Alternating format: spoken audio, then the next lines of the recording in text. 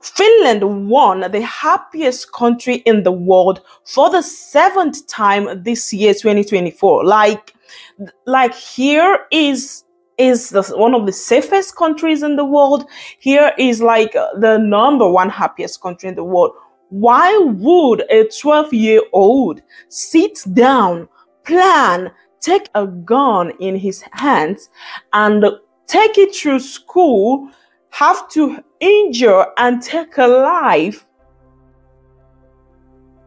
This is heartbreaking.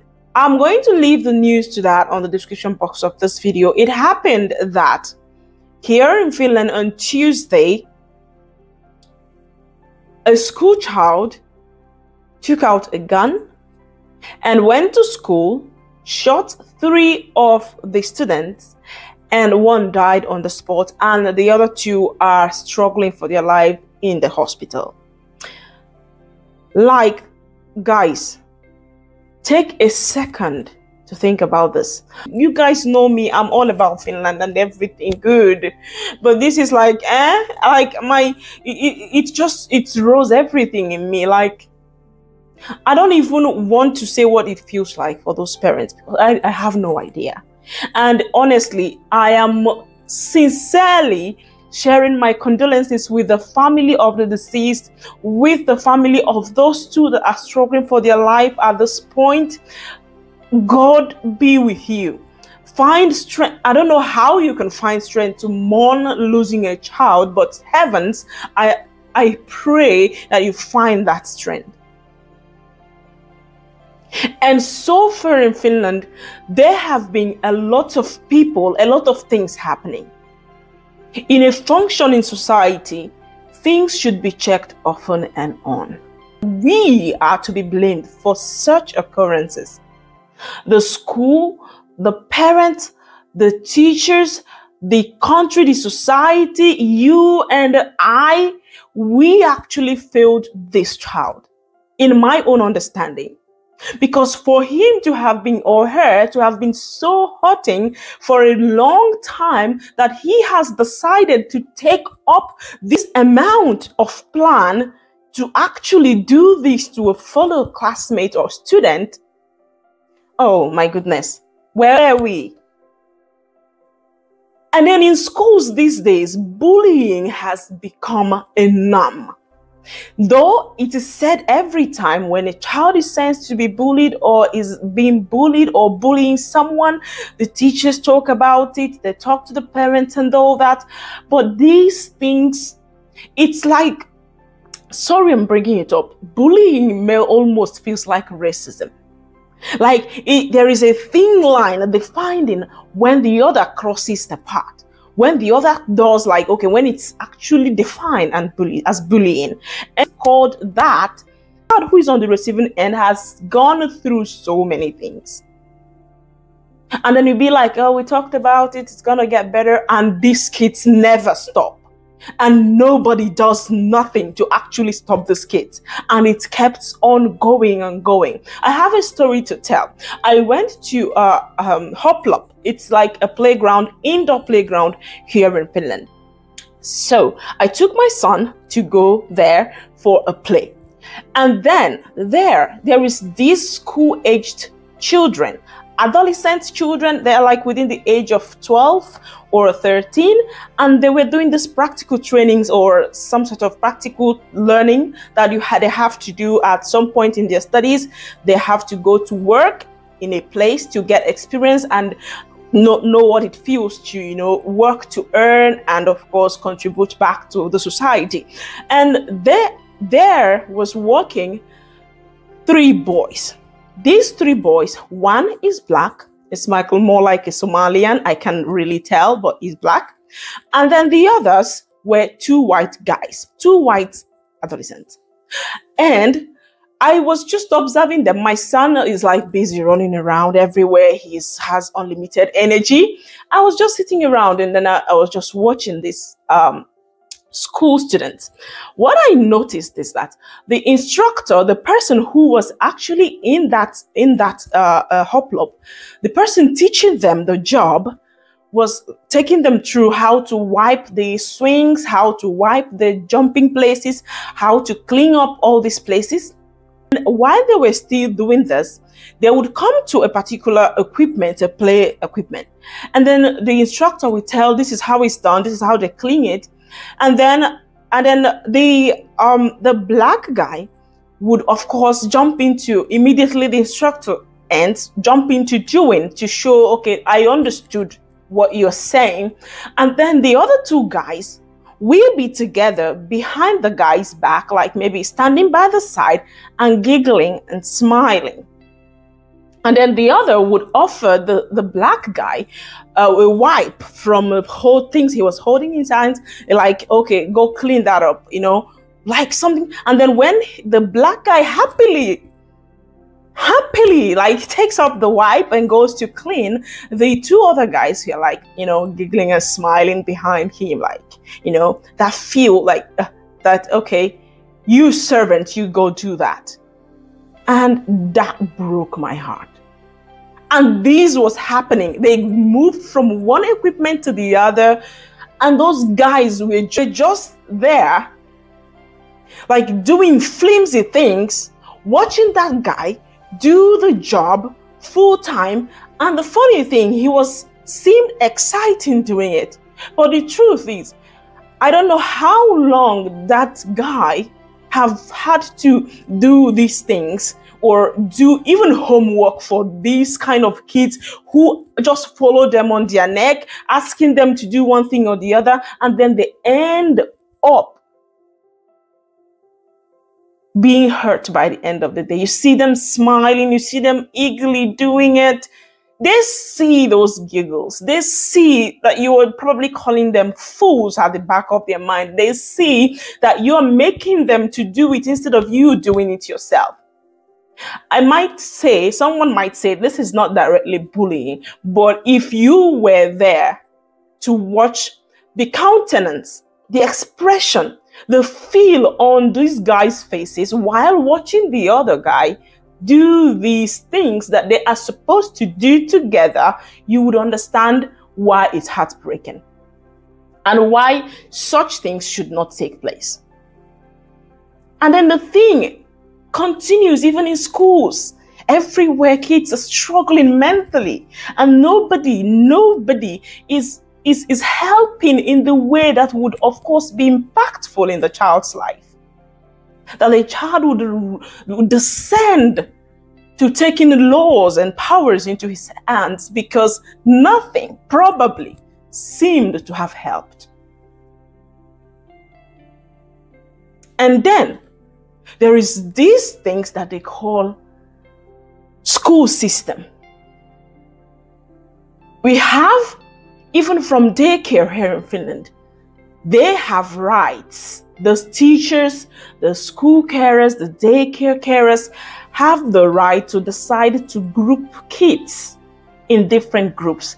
They have the right, I think they said the decision was made in 2022, that they can put any child in any group that they deem fits the child, without any other consultation, without professional views on why this child should be taken away from his own group, from his own daycare group or class to some other group because the teachers decided that the child is probably hyperactive and needs some special care so that he can mellow down or she can mellow down.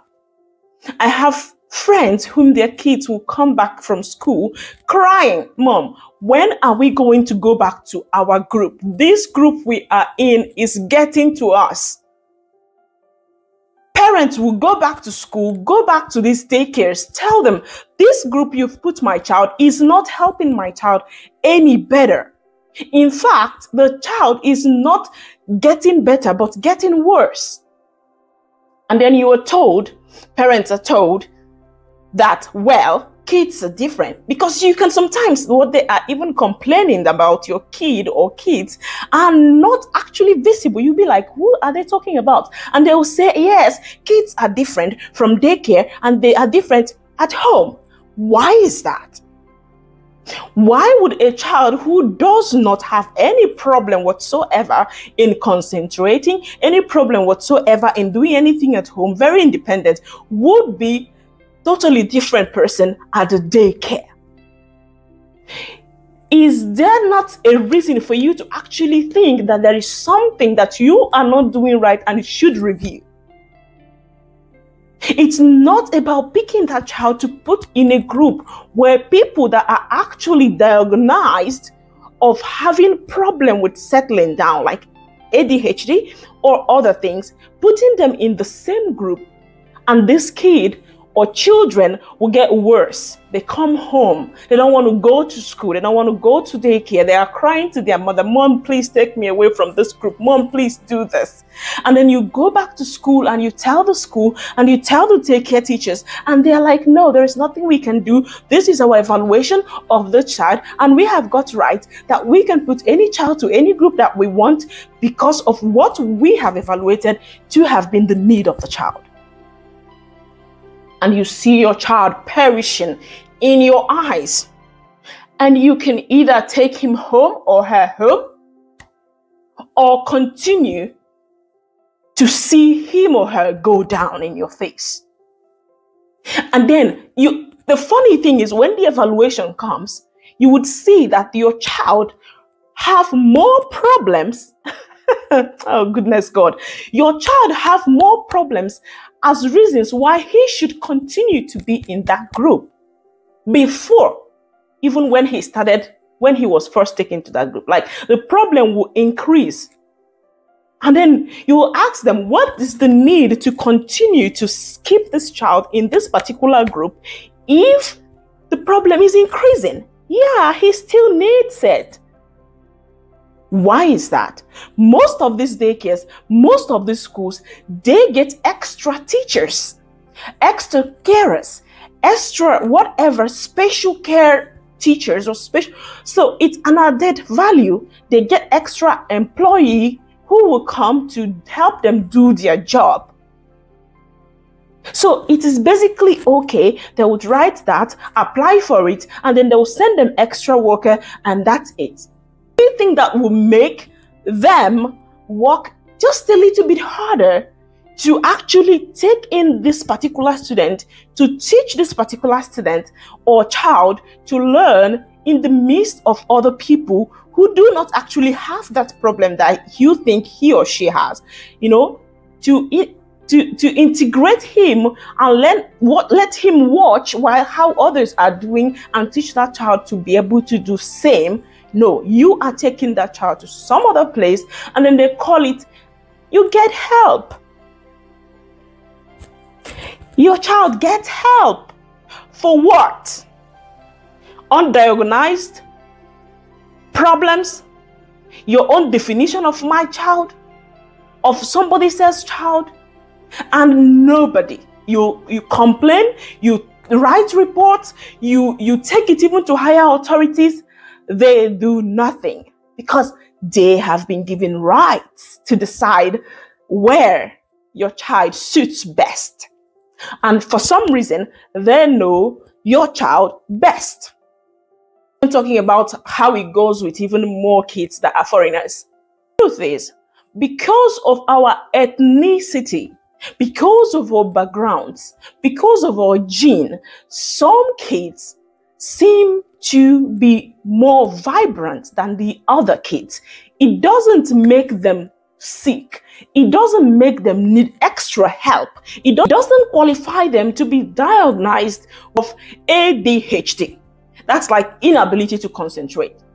It just your definition of inability to concentrate is limited. Because, for instance, in Finland, kids and Finnish culture are known to be quiet. They are known to be put in a place, you come back and they are still sitting there, at least to a great extent. Of course, I know there are still exceptional kids that are Finn kids that sit down for a longer duration of time in a particular place. I'm not generalizing this, but majority of the kids, because of the culture, because of the system, it is different. And then we have foreign kids who have lived in a place where they are jumping from one tree to another, or they have had families or have lived in a family that lives like that is vibrant. And then your definition of that child being vibrant is ADHD.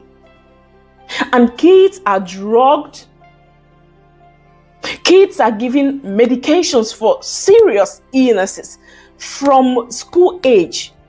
Some colleague was telling me the other day that his kids has taken ADHD medications right for a long time ago. Now the kids' cycle is messed up. Sleep cycle is messed up. He sleeps in the day and then ends up in the night. And then sometimes he takes some medication that would make him that he would even sleep in class.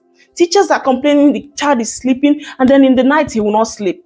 There is no sleep for the parents in the night. And this is just a tip of an iceberg on what is going on in the schools.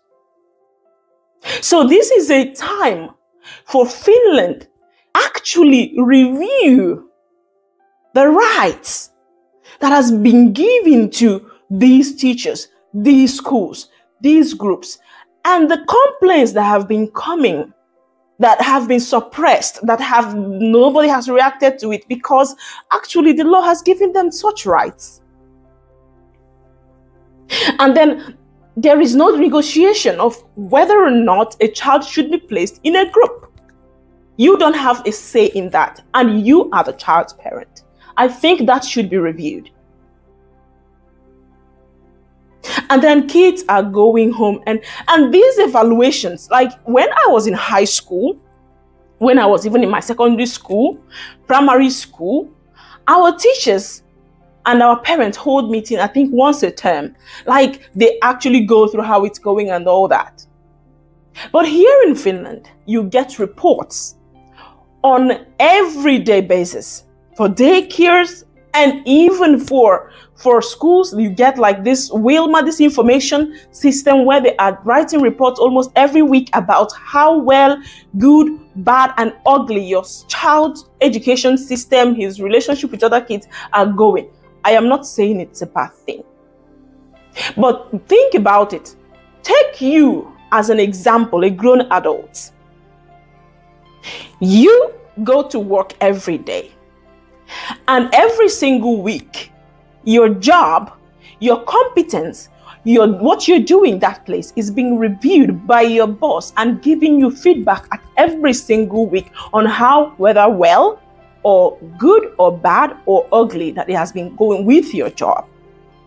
Think about it. Every single week you're getting these evaluations. Like you're being called in or you're being sent to your email. This is where you did right. This is where you did wrong. This is where you need to be improved. Every single week. Will you continue to be in that job place? Will you continue to happily go to work every day? Because it feels like you're being monitored monitored. So I think what happens most of the time is that kids, there is too much report. There's always one thing or the other that the kid either did or did not do right. At every single day in daycare, at every single day at least every once a week in these schools here in Finland. And it's always on the negative sides. What you should do better, what kids should do better.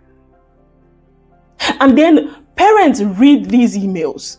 Parents hear all these things from these teachers. And they come pressing the child. Do better, do better. You learn this, you learn that, you do this, you do that. And then the child is frustrated beyond measures at every time parents is complaining or laying emphasis on one thing or the other that he or she didn't do right during this week or during the day in the daycare. It is a functioning system, but it is a lot. I think that the amount of feedbacks on how well or how ugly a child is doing in the school should be minimized in Finland. I have parents going home every day after work being tired of hearing the complaints from daycare, being exhausted. In fact, we are keeping each other, giving each other strength. You come to pick your son, every other mother is frustrated half of the way on what they have, information they have got on how the child did. And this complaint is not like, it's not like bullying complaints. It's not like, okay, a child threw something to somebody. Of course, such things should be taken into consideration. It should be spoken on immediately. And the parent also should talk to the child when they go home. I'm not talking about that. I'm not talking about like a child fighting with another child. No. I am talking about how he sat to eat, how he drank the water, his relationship with other kids, like in basic interests, he did not want to relate with other kids. Like trivial things that shouldn't even matter. People's kids' mood change as well as that of an adult. So a person can decide not to relate with anybody today, decide not to eat, don't feel the appetite to eat. It's applicable to kids. A kid can be so happy today that he wouldn't stop moving. That is okay. But it's not. That had to be complained to the mother. The mother is halfway frustrated, or the father is halfway frustrated, is breathing down on the child's neck. You gotta do better. And the cycle continues. So, I'm sorry I am deviating from the topic of today, but we are not here to mourn only what has happened. We are here to use what has happened to bring attention to what has been happening that probably led to what has happened.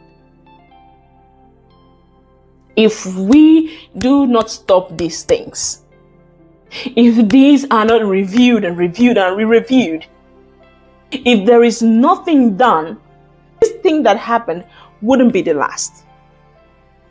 The mental health of kids in schools in Finland is something that anybody who heard the story of what has happened should question and be concerned about. I am freaking out because I'm a mother. I am freaking out. Like, I am freaking out. I can't even think of how it is for those that their kid went to school and did not come back. I'm freaking out. And everybody should be freaking out.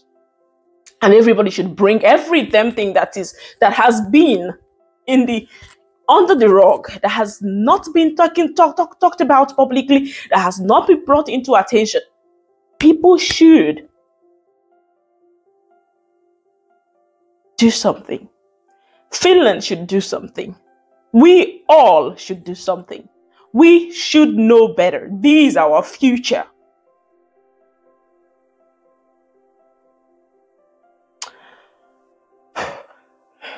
All the best to those families. My prayers are with you. May you find strength to take up this heavy burden that life has given to you and your family. I am so sorry. I am taking my part of the blame. I am really indeed sorry. And that every time any of you are not complaining about something, someone else is suffering from that. I tell people every day, you do not do anything about the things you feel, the treatment you get, you cry in your bathroom.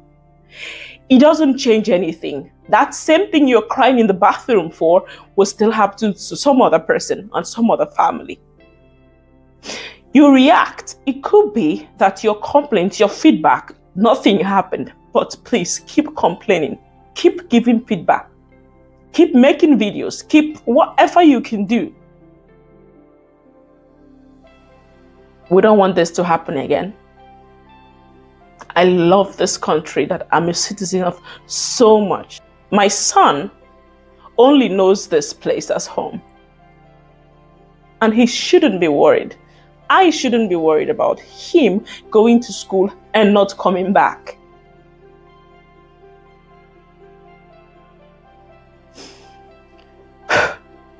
Thank you for watching, and see you all in my next video.